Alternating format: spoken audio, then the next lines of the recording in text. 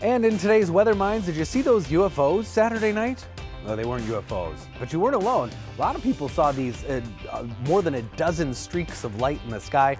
Turns out it was SpaceX's satellites that they were launching. A lot of people saw them, including NASA astronauts. This is from the space station. And these are all labeled individually, but you can see these little streaks of light. This was just as they were passing over Antarctica, so no, they weren't UFOs, but there was a funny tweet on Twitter I saw. Somebody said, hey, Elon Musk, next time, how about a heads up? Because a lot of the world saw these and were like, what on earth was that? A lot of questions. Thanks Yeah. for solving the answer there.